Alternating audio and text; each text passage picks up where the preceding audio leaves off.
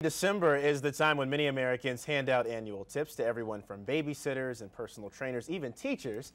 Here with some simple tips on how to tip appropriately, Kelli Grant, senior consumer reporter for smartmoney.com on the show this morning. Kelli, good morning to you. Good morning. So if you have the question of whether I tip or don't tip, you say do tip. You really should be thinking about it this time of year. We have seen some economic improvement, but generally people, you're still cash strapped enough that you want to be thinking about budgeting it, but you do ultimately want to tip. This is the point of year where you're supposed to thank the people who help you out year round, and it's really bad form to tip. If your circumstances are really dire, then okay, maybe not, but in most cases, do what you can. So then the question is, how much do I tip? And we have a list here. We'll go through and we'll start with caregivers. Yes, these are, if you've got to be prioritizing who you tip and how much, then the caregivers, the people who you really help you out day in, day out, are the people you want to focus on, and that's going to be, babysitters would get about the equivalent of one night's pay. If you have a dog walker or a live-in nanny, they're going to get about a week's pay, and a caretaker who cares for an older adult should get about anywhere from a week to a month's pay. So then we move to a home helper. We're talking about somebody like a superintendent or a doorman.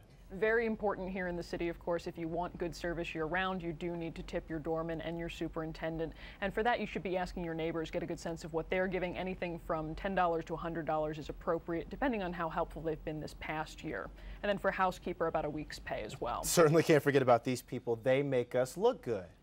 You got to be thinking about, your barbers, your hairstylists, personal trainers, even your dog groomers if you go regularly. They can mess you up. And they really can. And for these people, you want to pay about the equivalent of one visit. Now, for everybody else, maybe a teacher, post office worker, you say create a gift list. You do need to think about that there are some people who can't really accept cash, or at least they're not supposed to, and that would include teachers, post office workers, and they should be given sort of small gifts. Even a gift card is fine on those counts. And then, of course, if you can't afford to give everyone cash tips, the people who aren't in that make the cut for the cash, then you should at least think about giving them something small, even cookies or a nice bottle of wine. It's all about those gifts around the holiday season. Have you done any Christmas shopping yet, by the way? I'm all set. I'm good to go. Everything's wrapped too. Grabbed too? Kelli Grant from smartmoney.com. We're going to end this segment now. Kelli, good to see you this morning. Thank you so much. Thank you.